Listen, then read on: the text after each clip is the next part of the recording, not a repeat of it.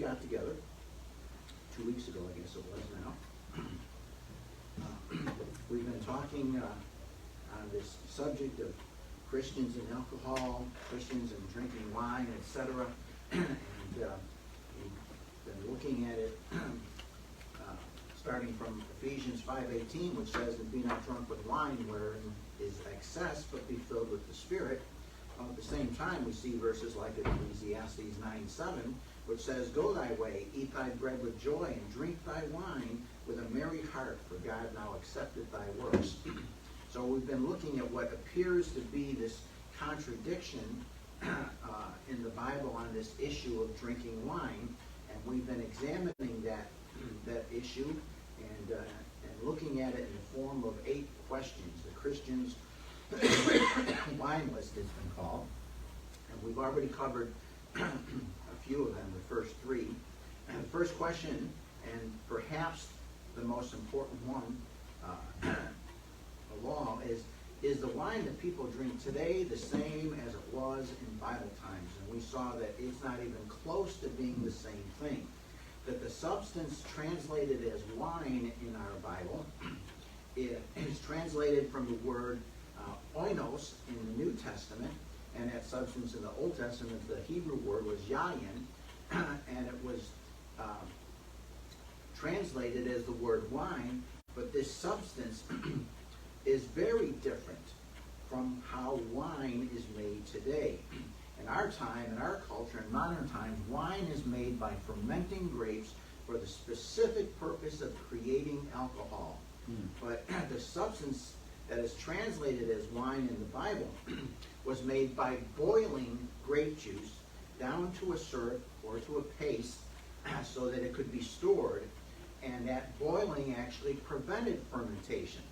Then this boiled down syrup would later be reconstituted, would be mixed with water again, anywhere from 3-to-1 to 20-to-1, sometimes even more, in order to drink it. And we recognize that this boiled down syrup, once it was remixed, reconstituted with water, if it was left to ferment, it could ferment, but that was not typically what was done. Generally, it was mixed with water, and then it was drank more or less immediately. So typically, it was not fermented or only had tiny amounts of alcohol. So the wine that people drink today is definitely not the same as that substance called wine in Bible times. The second question we looked at is it necessary to drink any type of alcohol today? In biblical times, it often was necessary to drink this substance that they called wine because of the unsanitary, thank you so much, appreciate that, because of the unsanitary conditions and the possible danger of drinking water all by itself. And we saw that God did not simply prohibit drinking of wine, which certainly could have made our analysis of it a whole lot simpler, but God did not simply prohibit or condemn drinking what the Bible calls wine, that syrup of grapes diluted with water, because he created grapes and its byproducts as a powerful antibiotic, antiviral substance to protect people's health. But modern science didn't even discover that until in the last 20 years. Scientists only recently discovered that grapes and grape byproducts almost instantly kill many bacteria, viruses, fungi, parasites, toxins, including, for example, E. coli, Listeria, Salmonella, Staphylococcus, and many other ones. And I pointed out that it's not the alcohol in wine that kills those vermin. It's actually a couple of acidic compounds found in grapes and its byproducts. So God, in his amazing grace, gave the ancient world a substance which would protect them from the harmful effects of what was at that time unknown, unseen, undiscovered bacteria and viruses and other vermin. And so that's why he simply didn't prohibit drinking wine. It was a health tonic when used properly. But that was then, and we don't live in that world today. Now we know about sanitation, we know about toxins, we know about bacteria and viruses and things like that. But in those days, they didn't know that. And in those days, they only had a few substances they could drink. Wine, as the Bible describes it, fruit juice, milk, and water. That was pretty much it. But today, the shelves are full of all kinds of things to drink.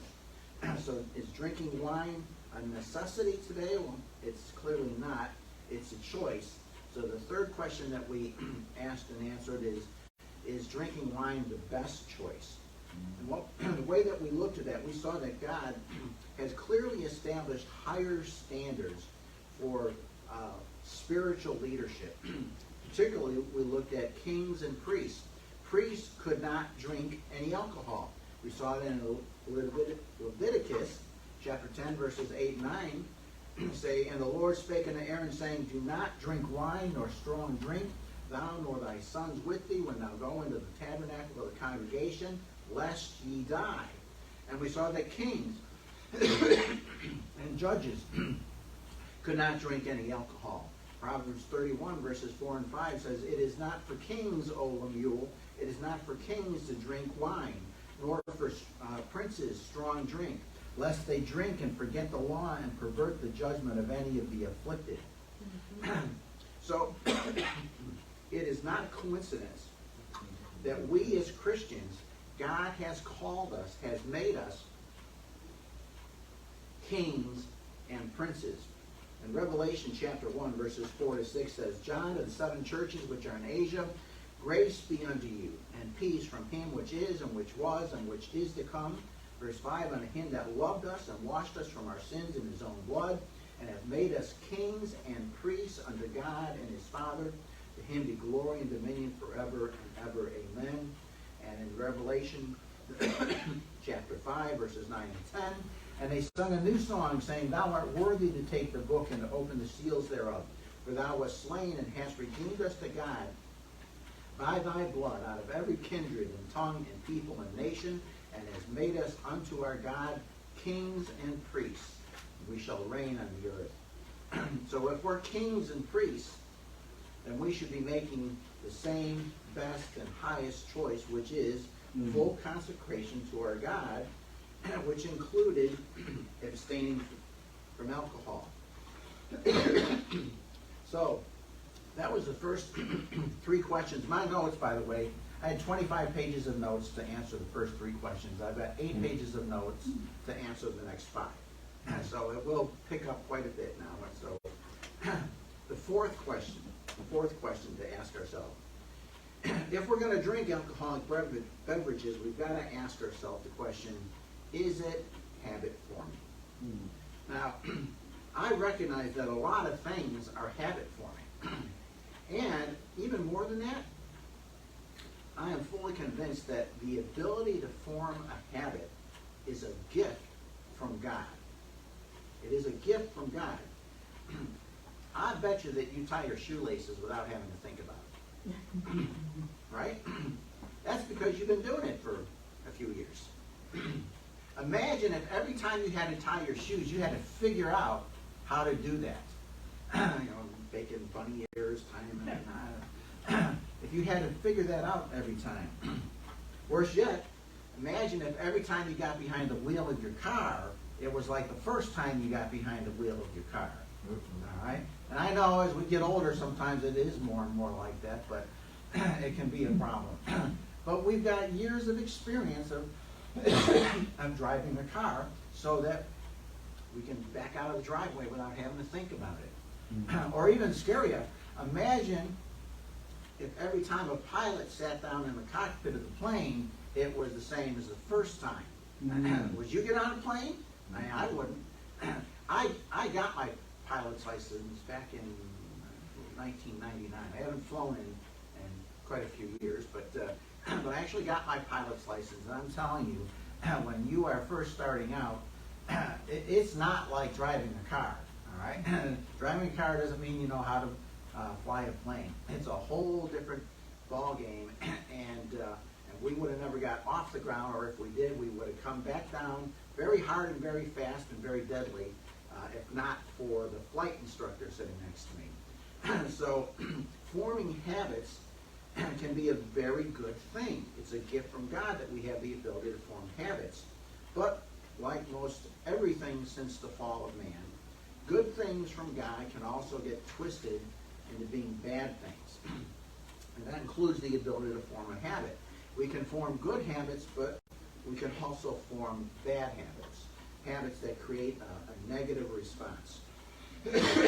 So in considering this, let's look at 1 Corinthians chapter 6, one verse there, about the possibilities of bad habits. 1 Corinthians chapter 6, look at what Paul says in verse number 12. Paul says, all things are lawful unto me, but all things are not expedient. All things are lawful for me, but I will not be brought under the power of any. He says, all things are lawful, but all things are not expedient. That word expedient, the Greek word, is sumphero, and it simply means to be helpful or to be profitable. And he's saying, there are things that I can do, but they're not good for me. There are things I may have the ability to do or the liberty to do, but they're not profitable for me. They're not going to help me. They're more likely that they're going to trip me up. They're going to hinder me. They're going to entangle me. And alcohol clearly has that potential. It can become an entangling kind of thing. So we have to consider the second half of that verse. It says, all things are lawful for me, but I will not be brought under what? The power of any. See, alcohol has the ability to tangle you up, but more than that, it brings you under the power of some other influence. Not only can it create a dependency, a bad habit, it's a habit that can overpower your own will. And when you're under its influence, it affects what you think, it affects what you say, it affects what you do. It is dangerous. So here's the thing. As a Christian, I want to avoid sin. Right? I'm sure you feel the same way. But I'd go a step further, and maybe you do too, and say, I also want to avoid the things that can lead me into sin. And I think that's kind of a basic thing in the Christian life. We never want to get under the control and the power of things that become an ungodly influence to us. So we want to avoid the things that can cause us to fall into sin. And here's something I was thinking about regarding this. People build fences to keep others from trespassing on their property. They build fences to keep other people from trespassing on their property.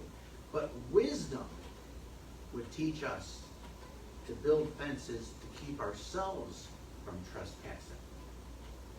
By building fences into our own life, we can set up boundaries that would keep us from crossing the line. You know, regardless of what you may think of him, Vice President Mike Pence, do you remember when he faced this controversy with some liberal lady reporter because he refused to meet with her all by himself? And it's because he had made a promise to his wife that he would never be alone in a room with another woman, just him and her. And the liberal media tried to make a big deal out of that he was prejudiced against women or was, saying something negative about this reporter or anything. No, he had set a fence in his own life, saying, if I refuse to ever be alone in a room with a woman who's not my wife, I'm not ever going to wind up having an affair. And probably in politics, it was also, and I'm also never going to put myself in a situation in which some woman can accuse me of something because I was in a room alone with her. So he built this fence into his own life for his own protection. And abstinence is such a fence. So wisdom would tell us to build fences into our own life to keep us from trespassing. Let's consider the fifth question. See how quick that was? The fifth question. if drinking alcohol is habit forming, is it also potentially destructive? And the answer to that one clearly is yes. That's easy to see. Folks, there's countless stories that could be told of people and of entire families that have been destroyed because of alcohol. God's churches are full of people that came out of a background like that, who came out of alcoholism. And we could probably spend a day telling stories about people whose lives have been destroyed because of alcohol. So you know the evils of alcohol in that sense, and you know that it's potentially destructive. But I want you to look again in Ephesians 5:18, so that you not only know it because of the examples of others, but something that's there in the text about this. Ephesians 5:18 is the verse that we started with, and there's a little word there that is very powerful. It says, "And be not drunk with wine, wherein is excess, but be filled with the Spirit." That word, excess, the Greek word that it's translated from is Assotea, A-S-O-T-I-A, Assotea. It's a very interesting and an important word. Assotea came to mean a completely unrestrained and immoral lifestyle. But earlier on, that word actually meant to be hopelessly, incurably sick. To be hopelessly, incurably sick. And that's what it meant at the time that Paul used it. So if you read the verse with that and you say, it's saying, don't be drunk with wine, which leads to being hopelessly, incurably sick. The literal meaning at the time that Paul wrote it would be this: a person of excess, a person, an Assotea person, would be one who, by his manner of life, has destroyed himself. That's what he's saying. Drunkenness leads to incurable, hopeless sickness and destruction. You know, in Luke chapter 15, we find the parable of the prodigal son. Everybody's familiar with that one. The young man goes to his father and says, "Father, give me everything that I've got coming to me." The Bible tells us that he took everything that he got and he went into a far country, and it says that he engaged himself in riotous living. The word riotous there is Assotea. Assotea, riotous living. He debauched himself.